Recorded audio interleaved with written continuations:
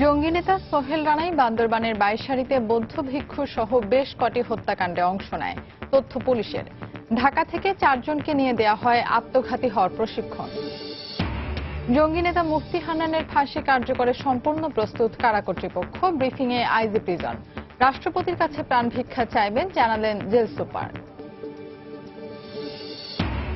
হত্যা ষড়যন্ত্রের মাধ্যমে ক্ষমতা দখলকারীরা শিক্ষার্থীদের হাতে অস্ত্র তুলে দিয়েছিল বললেন প্রধানমন্ত্রী।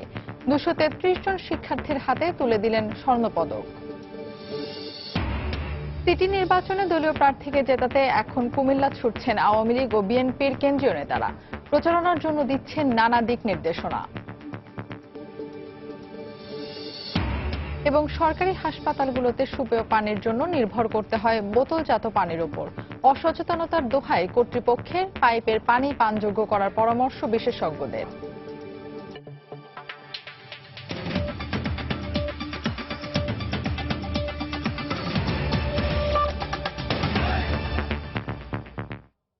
সময় সংবাদের সঙ্গে আছি আমি ফাহমিদা মৌটুসী। দিনাজপুরের জঙ্গি নেতা সোহেল রানাই বান্দরবানের দুর্গম বাইশারী এলাকায় অবস্থান নিয়ে বৌদ্ধ ভিক্ষু সহ বেশ কটি হত্যাকাণ্ডে অংশ নিয়েছে বলে সুনির্দিষ্ট তথ্য পেয়েছে পুলিশ। কাপড় ব্যবসায়ীর ছদ্মবেশে সোহেল রানা বাইশারী আসার পর ঢাকা থেকে হাসান, অমি, আয়াত এবং রাফাতকে সেখানে নিয়ে গিয়ে আত্মঘাতী হওয়ার প্রশিক্ষণ দেয়। তার নির্দেশনায় মুসা মিরসরাই এবং সীতাকুণ্ডের পাশাপাশি নগরীতেও একাধিক গোপন আস্তানা গড়ে তুলেছিল। বিস্তারিত জানাচ্ছেন কমল দে। আস্তানায় প্রস্তুতকৃত বোমা ঢাকায় পাঠাতে গিয়ে কুমিল্লার চান্দিনায় বাধা পাওয়ার পর পুলিশের উপর হামলা, মিরেশ্বরের রেদওয়ান মঞ্জিল, সীতাকুণ্ডের সাধন কুটির এবং ছায়ানের জঙ্গি আস্তানার সন্ধান লাভ একই সূত্রে গাথা। কিন্তু সব তদন্ত এখন ঘুরপাক খাচ্ছে বান্দরবানের দুর্গম বাইশারীকে ঘিরে। পুলিশ অনেকটা নিশ্চিত হয়েছে গত 1 বছর ধরে বাইশারী থেকেই বৃহত্তর চট্টগ্রামে জঙ্গিবাদের বিস্তার ঘটেছে। আর এর মূলে ছিল দিনাজপুর থেকে আসা জঙ্গি নেতা সোহেল রানা। চট্টগ্রাম কক্সবাজার মহাসড়কের ঈদগাহ থেকে অন্তত 30 কিলোমিটার পূর্বে ঈদগড়, সেখান থেকে আরো 20 কিলোমিটার দূরের পথ বাইশারী বাজার। এই দুর্গম পাহাড়ি এলাকায় সোহেল রানা গড়ে তোলে জেএমবির প্রশিক্ষণ কেন্দ্র। একটা পরিবার যারা এই তৎপরতার সাথে জড়িত হয়েছে তাদের এই রাস্তায় নিয়ে এসেছে।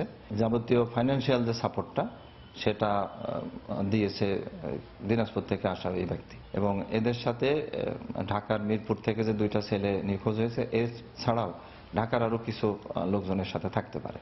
কুমিল্লায় আটক হাসান এবং অমি, সীতাকুণ্ডের জহিরুল ও আরজিনার দেওয়া তথ্য অনুযায়ী গত বছরের বিভিন্ন সময় বাইশারীতে বৌদ্ধ ভিক্ষু সহ 3 জনকে হত্যার পর পুরো দলটি এলাকা ছেড়ে চলে আসে।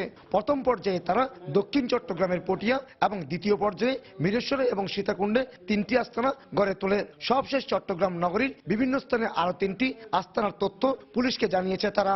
চট্টগ্রামে এর যে ভৌগোলিক অবস্থান, শহর এবং আশেপাশে এলাকা, এটা লুকায় থাকার জন্য কিছুটা হলেও তো আদর্শ জায়গা। যেহেতু সীতাকুণ্ডে একটি অবস্থান পাওয়া গেছে, আশেপাশে অবস্থান থাকার একটি সম্ভাবনা আছে বা থাকে। পুলিশের দেওয়া তথ্য অনুযায়ী 38 বছর বয়সী জঙ্গি নেতা সোহেল রানা স্ত্রীকে নিয়ে বাইশারী যায়। দিনাজপুরের একটি মাদ্রাসা থেকে আলিম পাশ করে এই জঙ্গি নেতা। তবে তার ব্যাপারে আরো সুনির্দিষ্ট তথ্যের জন্য হাসান, অমি, জহিরুল এবং আরজিনাকে মুখোমুখি জিজ্ঞাসাবাদের পরিকল্পনা নিয়েছে পুলিশ। আরো যাচাই করার জন্য আমরা কুমিল্লার ধৃত 2 জনকে আমরা আবার রিমান্ডে আনবো। রিমান্ডে এনে 4 জনকে একসাথে আমরা রিমান্ডে সামনাসামনি আমরা জিজ্ঞাসাবাদ করব। তো এটা করার পরে আমরা মোটামুটি আশা করা যায় যে আমরা বুঝতে পারবো যে তাদের তথ্য সঠিক কিনা। অবশ্য সোহেল রানার সন্ধানে চট্টগ্রাম মেট্রোপলিটন পুলিশ গত কয়েকদিন ধরে ব্লক রেডের নামে বিভিন্ন স্থানে সাঁড়াশি অভিযান চালিয়ে যাচ্ছে। কমল দে, সময় সংবাদ, চট্টগ্রাম। জঙ্গি নেতা মুফতি হান্নানের ফাঁসি কার্যকরে কারা কর্তৃপক্ষ প্রস্তুত বলে জানিয়েছেন IG prison brigadier general Syed Iftekhar Uddin. সকালে রাজধানীর পুরাতন কেন্দ্রীয় কারাগারে এক ব্রিফিং শেষে সাংবাদিকদের প্রশ্নের উত্তরে একথা বলেন তিনি। এ সময় বিচারিক আদালত থেকে রায়ের কপি কারাগারে পৌঁছালে জেল কোড অনুযায়ী পরবর্তী ব্যবস্থা নেওয়া হবে বলেও জানান তিনি। কারা কর্তৃপক্ষ সবসময়ই প্রস্তুত থাকে, সুতরাং এখনো প্রস্তুত। নিয়ম অনুযায়ী এখন সেটা আবার সেন্টেন্সিং কোর্টে যাবে। সেই খারিজ হওয়ার রিপোর্টটা সেইখান থেকে ওয়ারেন্ট অফ এক্সিকিউশনটা ইস্যু হবে।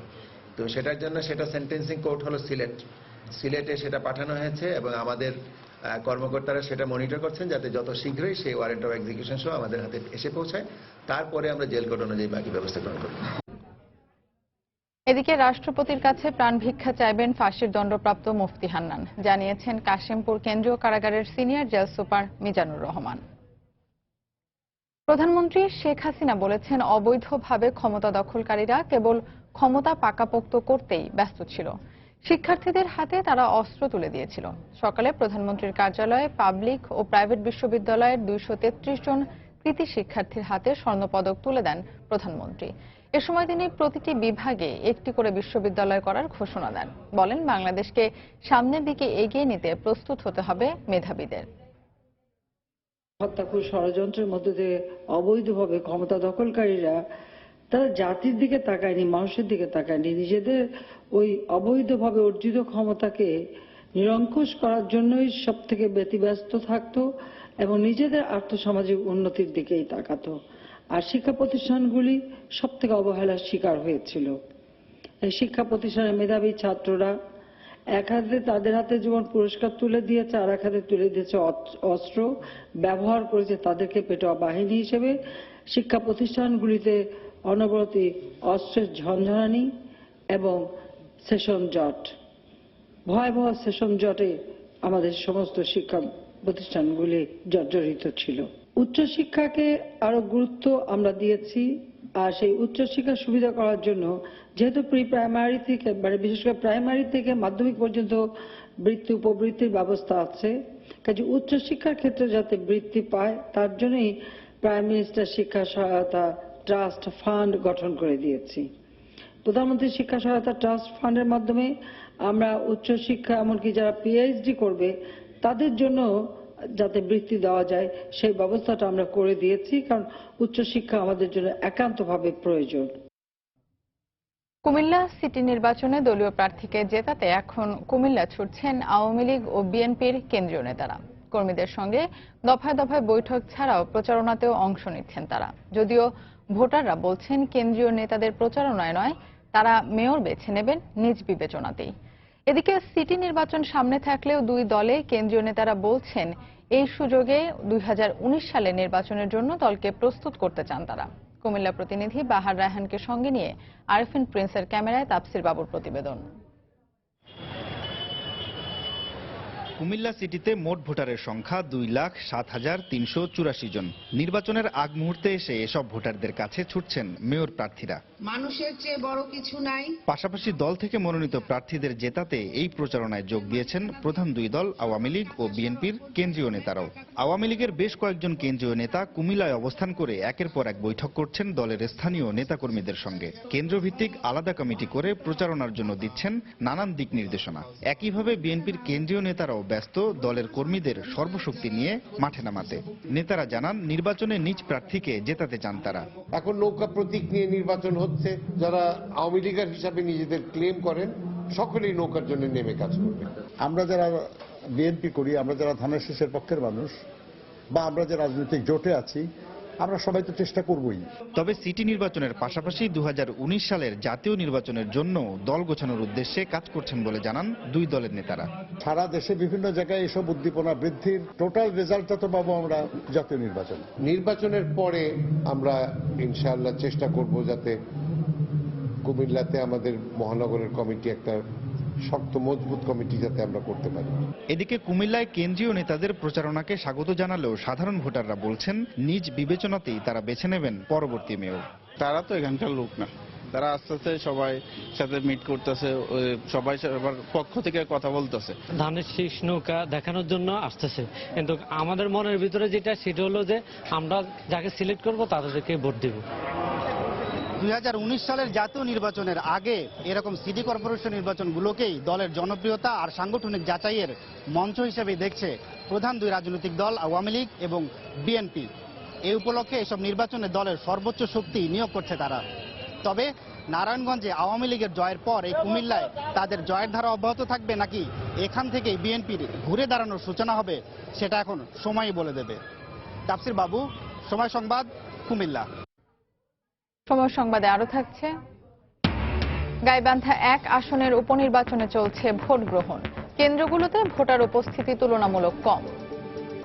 বিচার কাজে দীর্ঘসূত্রিতায় দেশের আদালতগুলোতে নিষ্পত্তির অপেক্ষায় ঝুলে আছে প্রায় 47,000 মাদক সংশ্লিষ্ট মামলা।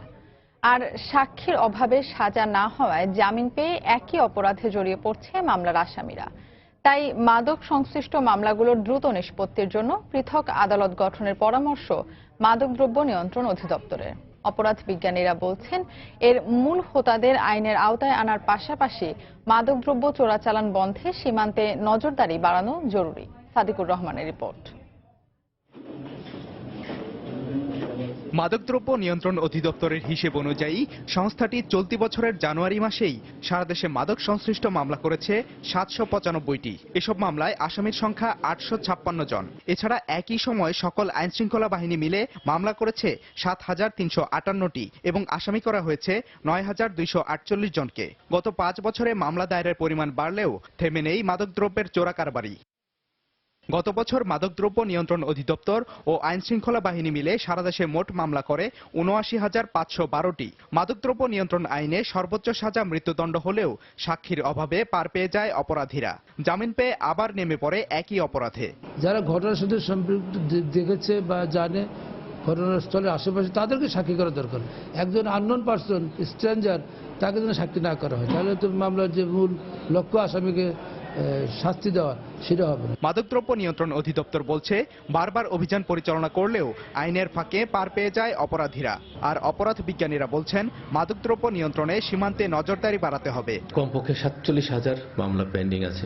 উপর মহলে আমরা চেষ্টা চালাচ্ছি যে যাতে পৃথক আদালত গঠিত হয়, তখন এই কেসগুলো পেন্ডিং থাকবে না, অপরাধীরা শাস্তি পাবে, জেল জরিমানা হবে, তাহলে মাদক ক্রমান্বয়ে কমে আসতে বাধ্য।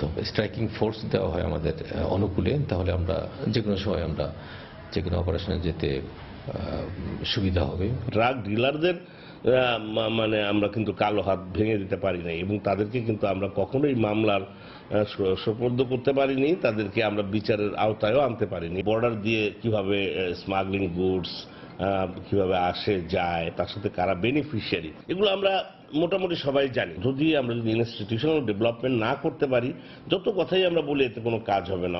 শুধুমাত্র মামলা দিয়েই মাদকমুক্ত সমাজ গড়া সম্ভব নয়। এর জন্য পারিবারিক দায়িত্বশীলতার পাশাপাশি সামাজিক সচেতনতা জোরদার করা প্রয়োজন বলে মনে করেন সমাজ বিজ্ঞানীরা। সাদিকুর রহমান, সময় সংবাদ, ঢাকা। স্বল্প ব্যয়ে চিকিৎসার জন্য দেশের বিভিন্ন প্রান্ত থেকে অসহায় মানুষ ছুটে আসেন রাজধানীতে। সরকারি এই হাসপাতালগুলোতে সেবা নিতে আসা হাজার হাজার মানুষকে পানযোগ্য নিরাপদ পানির জন্য নির্ভর করতে হয় বোতলজাত পানির উপর। হাতে গোনা ভ্রাম্যমাণ পানি সরবরাহ মেশিনও কিছু চাহিদা মেটায়। পানি পান করা ছাড়াও হাসপাতালে চলে পাইপলাইনের পানি দিয়ে। রাজধানীর সরকারি হাসপাতালগুলোর নিরাপদ পানির সহজলভ্যতা নিয়ে সাতিলা শারমিনের অনুসন্ধান। ক্যামেরায় ছিলেন মোহাম্মদ সালাউদ্দিন ও মোহাম্মদ শাহিন। পানি খাওয়া যায় না, হাসপাতালের ভিতরে ভাই টিউবওয়েলকে নিচে বিক্রি করে, অনেক টিউবওয়েলকে নিচে বিক্রি করে, ঠান্ডা পানি হাসপাতালে বিক্রি করে, এমনি রোগী দেখতে না। এমন কথোপকথন জানান দিচ্ছে পানযোগ্য নিরাপদ পানির জন্য পাইপলাইনের পানির উপর আস্থা রাখতে পারছেন না স্যার সলিমুল্লাহ মেডিকেল কলেজ হাসপাতালের রোগীর এ স্বজন। তাই স্বজনের সাথে সময়ের অনুসন্ধানী দল চলছে নিরাপদ খাবার পানির খোঁজে। সম্প্রতি এখানে এ ধরনের 2টি মোবাইল বুথের মাধ্যমে পানযোগ্য পানি সরবরাহ করছে হাসপাতাল কর্তৃপক্ষ। প্রতি লিটার 2 টাকা মূল্যের পানি শুধু রোগীরাই না, ব্যবহার করছেন এখানকার শিক্ষার্থী ও স্টাফরাও। ওয়াসা সরবরাহ করা ভূগর্ভস্থ পানি ধোয়া, গোসল বা অন্যান্য কাজে ব্যবহার করা হলেও দেশের বড় এই হাসপাতালগুলো খাবার পানির জন্য নির্ভর করে মূলত বোতলজাত পানির উপর। আমার কাছে তেমন ভালো লাগে না, স্যাটিসফাই করতে পারতেছি না, এর জন্য আমি সবসময় বাইরে থেকে কিনে আনি পানি। ঢাকা মেডিকেল কলেজ হাসপাতাল কর্তৃপক্ষের হিসেবে রোগী, আত্মীয় স্বজন এবং স্টাফ সহ প্রতিদিন গড়ে আনুমানিক 40 থেকে 45 হাজার মানুষ এখানে আসেন। আর বঙ্গবন্ধু শেখ মুজিব বিশ্ববিদ্যালয় হাসপাতালে এই সংখ্যা প্রতিদিন 30 থেকে 35 হাজার। ধারণ ক্ষমতার অতিরিক্ত এত মানুষের আনাগোনা আর তাদের প্রয়োজনীয় পানির ব্যবহারের পরিবেশ অত্যন্ত অস্বাস্থ্যকর। পানি বাইরে থেকে কিনে খেতে হয়, তারপর হচ্ছে বাথরুমে তো যাওয়া যায় না, একটা হাই কমনের কোনো ব্যবস্থা নেই। নোংরা পরিবেশে কেউ এখানে করে না। সরকারি হাসপাতাল এরকম হওয়ার কথা না, আমরা আরো ভালো কিছু আশা করি। হাসপাতাল কর্তৃপক্ষের অজুহাত লোকবল সংকটের। আমাদের যারা রোগী আছেন বা রোগীর অ্যাটেন্ডেন্ট আসেন অথবা আমরা নিজেরা যারা আছি, আমরা কিন্তু একদম যথেষ্ট সচেতন আছি তা কিন্তু না, ফলে যথেষ্ট স্যানিটেশন হ্যাম্পার হওয়ার সম্ভাবনা থেকে যায়। অবকাঠামো ধারণ করতে পারছে না, ধারণ ক্ষমতার বাইরে অতিরিক্ত লোক রাখছে, এরা অতিরিক্ত ওয়েস্ট প্রডিউস করছে। তাদের হাতের টিস্যু পেপারই বলেন, আর তাদের মলমূত্র ত্যাগই বলেন, অথবা তাদের কফ কাশিই বলেন, সবকিছু মিলায়ে এটার হাসপাতালের জন্য অতিরিক্ত চাপ বোঝা, এটা আমরা কোনো রকমে পরিষ্কার রাখার ব্যবস্থা করছি। এদিকে পানি বিশেষজ্ঞরা বলছেন হাসপাতালে সরবরাহ করা পাইপলাইনের পানিকেই পানযোগ্য করা সম্ভব। পাইপলাইন দিয়ে ট্যাপের মুখে আসে, তাহলে দূষণটা আসবে কোথা থেকে? ট্যাঙ্কে যদি দূষণ না থাকে তাহলে সরবরাহ লাইনে তো বাইরে থেকে দূষণ ঢোকার কোনো সুযোগ নেই। কাজেই এটা যে খুব জটিলতা না, নোটিশ দিয়ে যে আপনার ট্যাপের পানিটা নিরাপদ পানি, তাহলে তো রোগীর ফিল্টারেরও দরকার নাই, ফুটানোরও দরকার নেই, বাইরে থেকে পানি কেনার দরকার নেই। আর মানুষের মৌলিক অধিকার নিরাপদ পানি সরবরাহে প্রয়োজন মাস্টার প্ল্যান ও সঠিক রক্ষণাবেক্ষণ প্রকৌশলের। শাতিলা শারমিন, সময় সংবাদ, ঢাকা। বিএনপির মহাসচিব মির্জা ফখরুল ইসলাম আলমগীর বলেছেন, প্রধানমন্ত্রীর আসন্ন ভারত সফরে তিস্তা চুক্তি না হলে অন্য যে কোনো চুক্তি অর্থহীন হয়ে যাবে। সকালে জিয়া পরিষদের প্রতিষ্ঠা বার্ষিকী উপলক্ষে মরহুম রাষ্ট্রপতি জিয়াউর রহমানের সমাধিতে শ্রদ্ধা নিবেদন করে একথা বলেন মির্জা ফখরুল। জঙ্গিবাদকে রাজনৈতিক উদ্দেশ্যে ব্যবহার করে সরকার দেশকে জঙ্গি রাষ্ট্র প্রমাণের ষড়যন্ত্র করছে বলেও মন্তব্য করেন বিএনপির মহাসচিব। বাংলাদেশের সঙ্গে ভারতের যে সমস্যাগুলো রয়েছে তার মধ্যে অন্যতম প্রধান সমস্যা পানি সমস্যা, সেই সমস্যার সমাধান করতে হবে এবং তিস্তাই হচ্ছে এখন সবার আগে। সুতরাং অবশ্যই তিস্তা আর পানি চুক্তি যদি না হয় তাহলে অন্য যে কোনো চুক্তি এখানে অর্থহীন হবে। এই সরকারের এই প্রচারণার কারণেই কিন্তু আজকে বিভিন্নভাবে বাংলাদেশকে একটা জঙ্গি রাষ্ট্র হিসাবে পরিচিতি দেওয়ার, তাকে পরিণত করবার জন্য একটা গভীর ষড়যন্ত্র চলছে। গাইবান্ধা 1 আসনের উপনির্বাচনে ভোট গ্রহণ চলবে বিকেল 4টা পর্যন্ত। সকাল থেকেই ভোট দিতে কেন্দ্রগুলোতে ভিড় করেন ভোটাররা। এ সময় কড়া নিরাপত্তার মধ্য দিয়ে লাইনে দাঁড়িয়ে তারা ভোট দেন। এরপর এমপি লিটনের স্ত্রী একটি কেন্দ্রে তার ভোট দেন। উপনির্বাচন হওয়ায় ভোটারের উপস্থিতি কিছুটা কম লক্ষ্য করা গেছে। এদিকে অধিকাংশ কেন্দ্র ঝুঁকিপূর্ণ হওয়ায় 5 স্তরের নিরাপত্তা বলয় তৈরি করেছে স্থানীয় প্রশাসন। ভোট নির্বিঘ্ন করতে কেন্দ্রে কেন্দ্রে পুলিশ, র্যাব, বিজিবি ও আনসার সদস্য ছাড়াও সাদা পোশাকে আইন শৃঙ্খলা বাহিনীর সদস্যরা দায়িত্ব পালন করছেন। এছাড়া সুন্দরগঞ্জের বিভিন্ন এলাকায় পুলিশের টহল ও নির্বাহী ম্যাজিস্ট্রেটের নেতৃত্বে ভ্রাম্যমাণ আদালতের কার্যক্রম চলছে বলেও জানিয়েছে পুলিশ। নির্বাচনে 7 জন প্রার্থীর বিপরীতে ভোটার রয়েছেন 3,33,426 জন। গত বছর 31 ডিসেম্বর সুন্দরগঞ্জের বামনডাঙ্গা মাস্টারপাড়ায় নিজ বাড়িতে দুর্বৃত্তদের গুলিতে সংসদ সদস্য মঞ্জুরুল ইসলাম লিটন নিহত হলে আসনটি শূন্য হয়। পরিবেশ খুব ভালো আছে, এইভাবে যেন চাই আমরা জনগণ যেন ভালোভাবে এসে ভোট দিতে পারে। প্রশাসনের সকল স্তর যেভাবে চেষ্টা করছেন তাতে করে বিচার সুনিশ্চিত হবে আশা করি, দৃষ্টান্তমূলক বিচার হবে আশা করি। আর আজকের এই ভোটের মাধ্যমে জনগণ নৌকা মার্কায় ভোট দিয়ে আমার স্বামীকে শ্রদ্ধা জানাক। প্রায় 4000 ফোর্স ডেপ্লয়মেন্ট করা আছে এবং আমরা এখন পর্যন্ত কোনো ধরনের বিশৃঙ্খলার খবর আমরা পাইনি বা আমরা আশা করি যে এই শান্তিপূর্ণ নির্বাচন আজকে সারাদিন 8টা থেকে 4টা পর্যন্ত হবে। সময় সংবাদে আরো থাকছে, মজুরি ও কৃষি উপকরণের দাম বাড়ায় বোরো আবাদে বাড়তি অর্থ গুনতে হচ্ছে কৃষকদের। ন্যায্য মূল্য পেতে ফসল কাটার আগেই ধান চালের দাম নির্ধারণের দাবি। শেরপুরের সীমান্তবর্তী এলাকার মানুষের প্রায় প্রত্যেকটি দিন কাটে আতঙ্ক, সংশয় ও আশঙ্কার মধ্যে। বন্য হাতির উপদ্রবে নষ্ট হয় ঘরবাড়ি, ফসলের ক্ষেত। তবে সম্প্রতি হাতির আক্রমণ ঠেকাতে চালু করা হয়েছে সোলার ফেন্সিং নামে বৈদ্যুতিক বেড়া। এতে কিছুটা স্বস্তি ফিরেছে সীমান্তবর্তী মানুষের মনে। একই ব্যবস্থার দাবি জানিয়েছেন পার্শ্ববর্তী আরও 2 উপজেলার মানুষ। অবশ্য জেলা প্রশাসক জানান পর্যায়ক্রমে ব্যবস্থা নেওয়া হবে। শহীদুল ইসলাম হীরার তথ্য ও ছবি নিয়ে ডেস্ক রিপোর্ট। বন্য হাতির উপদ্রব ঠেকাতে প্রায় লাঠি হাতে তাড়া করতে হয় গ্রামবাসীকে। দলছুট হাতির তাণ্ডবে কখনো কখনো বিধ্বস্ত হয় ঘরবাড়ি, নষ্ট হয় ফসলের জমি। সম্প্রতি ঝিনাইগাতী উপজেলায় বাংলাদেশ ভারত সীমান্তে চালু করা হয় সৌর বিদ্যুৎ চালিত বৈদ্যুতিক বেড়া। 13 কিলোমিটার বিস্তৃত এই বেড়ায় সঞ্চালিত হয় 12 ভোল্টের বিদ্যুৎ। ফলে কোনো প্রাণীর সংস্পর্শ পেলে তাকে ধাক্কা দিয়ে দূরে সরিয়ে দেয়। এতে প্রাণনাশের আশঙ্কা না থাকায় হাতির উপদ্রব ঠেকাতে এই পদ্ধতি অনেকটা কার্যকরী বলে মনে করছেন এলাকাবাসী। হাতি কিন্তু পার হয়ে যাব, কিন্তু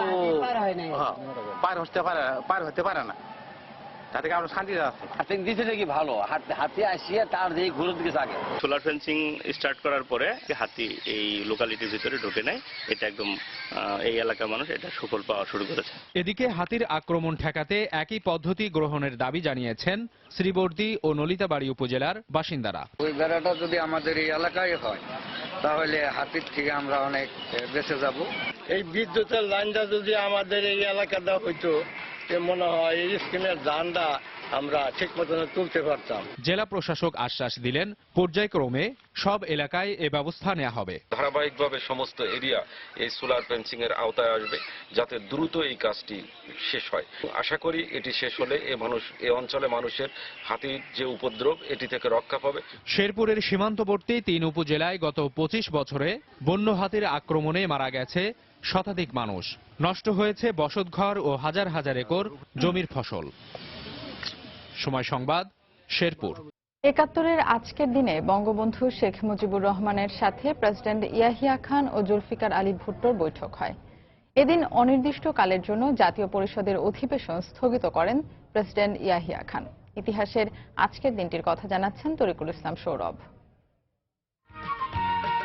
22শে মার্চ 1971 এদিন বঙ্গবন্ধু শেখ মুজিবুর রহমানের সাথে বৈঠক করেন প্রেসিডেন্ট ইয়াহিয়া খান ও জুলফিকার আলী ভুট্টো। শত শত আন্দোলনকারী বঙ্গবন্ধুর বাসার সামনে জড়ো হন। তিনি সবার উদ্দেশ্যে বলেন, 24 বছর বাঙালি শুধু অবহেলিত থেকেছে, সবাইকে আরো বড় আন্দোলনের জন্য প্রস্তুত হওয়ার কথাও বলেন তিনি। ঢাকায় দলীয় উপদেষ্টাদের সাথে বৈঠক, প্রেসিডেন্ট ভবনের ছোটাছুটি এবং এসবের আড়ালে ষড়যন্ত্রের নীল নকশা নিয়ে ব্যস্ত থাকেন জুলফিকার আলী ভুট্টো। 25শে মার্চের নির্ধারিত জাতীয় পরিষদের বৈঠক অনির্দিষ্টকালের জন্য স্থগিত ঘোষণা করেন প্রেসিডেন্ট ইয়াহিয়া খান।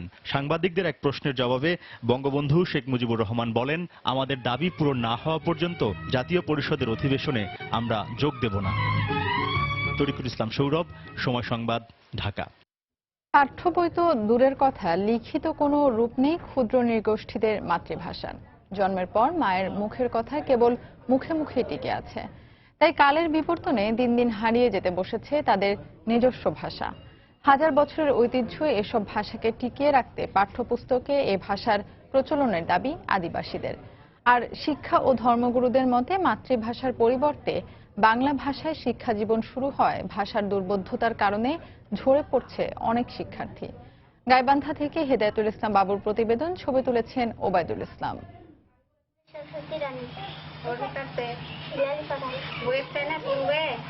ছোট বোন সরস্বতী রানীর সাথে এভাবেই পাহাড়ি ভাষায় কথা বলার চেষ্টা করছিলেন বড় বোন সখী রানী। কিন্তু ছোট বোন সরস্বতীর কাছে পাহাড়ি ভাষা মানে এক কঠিন ভাষার নাম। সরস্বতীর মতোই ক্ষুদ্র নৃগোষ্ঠীর শিশুদের কাছে দিনের পর দিন দুর্বোধ্য হয়ে উঠছে তাদের নিজস্ব ভাষা আর সংস্কৃতি। ক্ষুদ্র নৃগোষ্ঠীদের নিজস্ব ভাষা থাকলেও পাঠ্যপুস্তকে তার কোনো ব্যবহার নাই। পরিবারের বদৌলতে মাতৃভাষার সাথে পরিচয় ঘটলেও চর্চার অভাবে ভুলে যেতে বসেছে আদিবাসী শিশুরা। শিক্ষা প্রতিষ্ঠানগুলোতে নিজেদের ভাষার প্রচলন নেই, তার উপর নিজের ভাষার কোনো বর্ণমালাও নাই, যার ফলে অস্তিত্ব সংকটে পড়েছে এক একটি নৃগোষ্ঠীর মাতৃভাষা। আমাদের তো নিজের কোনো বর্ণ নাই, মানে লেখার, তার জন্য আমাদের চর্চা হয় না আমাদের নিজের মাতৃভাষাটা। আমাদের সাঁওতাল ভাষা, আমাদের জাতিগোষ্ঠীর যারা বরণীয় ব্যক্তিগুলো, ওদের বিষয়ে আমরা জানতে পারি না, কারণ তাদের বিষয়ে সেরকম কোনো পাঠ্য পুস্তকগুলোতে থাকে না। নাচ, গান, সাংস্কৃতিক চর্চা ও মুখে মুখে এ ভাষাকে টিকিয়ে রাখার চেষ্টা অব্যাহত থাকলেও লিখিত আকারে সংরক্ষণের দাবি জানিয়েছেন আদিবাসীরা। এখন মূলত পাহাড়ি ভাষাটা শুধু মুখে মুখে টিকে রাখা হচ্ছে। আমাদের দাবি হচ্ছে সরকারের কাছে আমাদের পাহাড়ির বই পুস্তক, নাচ গান এইসবের জন্য বই পুস্তক করে দেয়। শিক্ষক ও ধর্মগুরুরা বলছেন, নিজের ভাষার বদলে বাংলা ভাষায় শিক্ষা জীবন শুরু হচ্ছে ক্ষুদ্র নৃগোষ্ঠী শিক্ষার্থীদের। ফলে ভাষার দুর্বোধ্যতার কারণে অনেকেই ঝরে পড়ছে। তাদের মাতৃভাষা যেহেতু এটা পড়ানো হয় না, এজন্য তাদের শ্রেণীতে যে পাঠগুলো দেওয়া হয় সেটা তাদের বুঝতে অনেক অসুবিধা হয়। ধীরে ধীরে সে আর নিজের অস্তিত্ব যে আসলে নিজে যে আলাদা একটা জাতি বা আলাদা ভাষার মানুষ, গোষ্ঠীর মানুষ, সেটা সে ধীরে ধীরে হারাবে। গাইবান্ধার গোবিন্দগঞ্জ ও পার্শ্ববর্তী জেলা দিনাজপুরের ঘোড়াঘাট, এই দুই উপজেলায় সাঁওতাল, ওরাও, মালো, মাহালি, মাহাতো, পাহাড়ি ও মুন্ডা সহ বিভিন্ন নৃগোষ্ঠীর প্রায় 3000 পরিবার বসবাস করে। হেদায়েতুল ইসলাম বাবু, সময় সংবাদ, গাইবান্ধা। মজুরি, হাল চাষ, সেচ ও কৃষি উপকরণের মূল্য বৃদ্ধিতে বোরো আবাদে এবার বাড়তি অর্থ গুনতে হচ্ছে কৃষকদের। এতে গত বছরের চেয়ে বিঘা প্রতি 2 থেকে 3000 টাকা উৎপাদন খরচ বেশি হবে। তবে আমনের দাম ভালো পাওয়ায় বোরোতেও ন্যায্য মূল্য আশা করছেন কৃষকরা। এ অবস্থায় ফসল কাটার আগেই ধান চালের দাম নির্ধারণের দাবি কৃষক নেতাদের। কৃষি বিভাগ জানায় পরামর্শ ও কৃষি উপকরণের কোনো ঘাটতি নেই। গোলাম নবী দুলালের তথ্য ও মঞ্জিদ আলম শিমুলের ছবি নিয়ে ডেস্ক রিপোর্ট। বোরো মৌসুমের ধানের চারা রোপণের পর দিনাজপুরে এখন শুধু মাঠ জুড়ে সবুজের সমারোহ।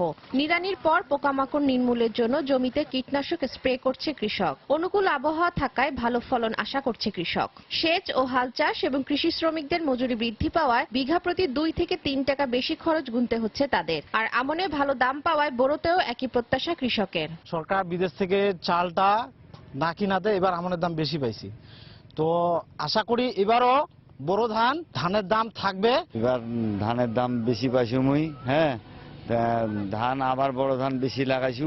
গতবার থেকে পানিরও দাম বেশি, সারেরও দাম বেশি। দাম যদি না পাই আমরা, তাতে কৃষকের আমাদের খুবই লস। কৃষক নেতারা বলছেন ফসল ওঠার 1 মাস আগেই দাম নির্ধারণ করা দরকার। সরকার এমন এক সময় নির্ধারণ করে তখন দেখা যায় যে কৃষকের হাতে আর ধান থাকে না। তাই ফসল ওঠার 1 মাস আগেই যেন এটা নির্ধারণ করা হয় এবং এই রেট ঘোষণা করা হয়, তাহলে কৃষকরা তার ফসলের বা ধানের লাভজনক মূল্য পাবে। কৃষি বিভাগের কর্মকর্তা জানালেন বোরো আবাদে কৃষি উপকরণ সহ সব ধরনের পরামর্শ দেয়া হচ্ছে কৃষকদের। কৃষি সম্প্রসারণ অধিদপ্তর উন্নত প্রযুক্তি, সুষম সারের ব্যবহার এবং ধানের ভালো ফলন পাওয়ার জন্য সব ধরনের পরামর্শ চাষিদের পাশে থেকে দিয়ে যাচ্ছে। চলতি বড় মৌসুমেও তারা বেশ ভালো ফলন পাবে এটা আশা করি। দিনাজপুরে এবার 1,77,000 হেক্টর জমিতে ধান আবাদের লক্ষ্যমাত্রা নির্ধারণ করা হয়েছে, আর উৎপাদন আশা করা হচ্ছে 6,88,000 মেট্রিক টন। সময় সংবাদ, দিনাজপুর। দেশের বাইরের খবর। মার্কিন গোয়েন্দা সংস্থাগুলো বড় ধরনের সন্ত্রাসী হামলার আঁচ পাওয়ার কারণে যুক্তরাষ্ট্রগামী বিমানে ইলেকট্রনিক ডিভাইস বহনে নিষেধাজ্ঞা জারি করা হয়েছে বলে ধারণা করছে মার্কিন গণমাধ্যমগুলো। আইএস ইলেকট্রনিক ডিভাইসে লুকিয়ে বিস্ফোরক দ্রব্য যুক্তরাষ্ট্রে পাচার করছে বলে জানিয়েছে এবিসি নিউজ। আন্তর্জাতিক বিমানবন্দরগুলো সন্ত্রাসীদের হামলার লক্ষ্যবস্তুতে পরিণত হওয়ায় এমন নিষেধাজ্ঞা জারি করা হয়েছে। নিষেধাজ্ঞা অনুযায়ী মধ্যপ্রাচ্য ও উত্তর আফ্রিকার 8টি দেশের 10টি বিমানবন্দর থেকে আসা যাত্রীদের কেবিন ব্যাগেজ হিসেবে ল্যাপটপ, আইপ্যাড ও ক্যামেরার মতো বড় আকারের ইলেকট্রনিক ডিভাইস বহন করা যাবে না। যুক্তরাষ্ট্রের অভ্যন্তরীণ নিরাপত্তা বিভাগ জানায়, মরক্কো, তুরস্ক, মিশর, জর্ডান, সৌদি আরব, কুয়েত, কাতার এবং সংযুক্ত আরব আমিরাতের বিমানবন্দরগুলো থেকে যেসব বিমান যুক্তরাষ্ট্রে অবতরণ করবে সেই সব বিমানগুলোতে এ নিষেধাজ্ঞা কার্যকর হবে। মূলত মুসলিম ওই দেশগুলোর 10টি বিমানবন্দরকে কেন্দ্র করে ফ্লাইট পরিচালনা করে এমন 9টি বিমান পরিবহন সংস্থার ওপর সরাসরি এই নিষেধাজ্ঞার প্রভাব পড়বে বলে জানিয়েছে বিবিসি।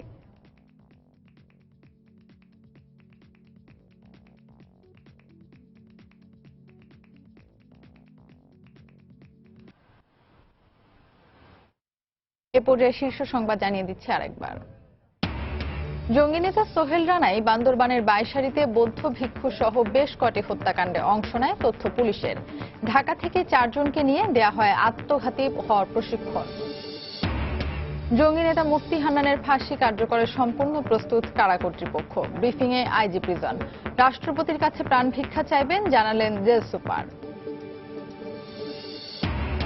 হত্যা ষড়যন্ত্রের মাধ্যমে ক্ষমতা দখলকারীরা শিক্ষার্থীদের হাতে অস্ত্র তুলে দিয়েছিল বললেন প্রধানমন্ত্রী। 233 জন শিক্ষার্থীর হাতে তুলে দিলেন স্বর্ণপদক। সিটি নির্বাচনে দলীয় প্রার্থীকে জেতাতে এখন কুমিল্লা ছুটছেন আওয়ামী লীগ ও বিএনপির কেন্দ্রীয় নেতারা। প্রচারণার জন্য দিচ্ছেন নানা দিক নির্দেশনা। এবং সরকারি হাসপাতালগুলোতে সুপেয় পানির জন্য নির্ভর করতে হয় বোতলজাত পানির ওপর। অসচেতনতার দোহাই কর্তৃপক্ষের, পাইপের পানি পানযোগ্য করার পরামর্শ বিশেষজ্ঞদের। এই ছিল এখনকার মতো। যে কোনো খবর পেতে ভিজিট করুন সময়নিউজ.টিভি। যে কোনো বাংলা লিংক ও রবি নম্বর থেকে সময় সংবাদের খবর, অনুষ্ঠান সম্পর্কে জানতে এবং যে কোনো তথ্য সময় সংবাদকে জানাতে ডায়াল করুন 16242 নম্বরে। এছাড়া এই মাত্র পাওয়া খবর মোবাইলে পেতে SMS করুন *BN লিখে পাঠিয়ে দিন 16242 নম্বরে। সঙ্গে থাকুন সময়ের।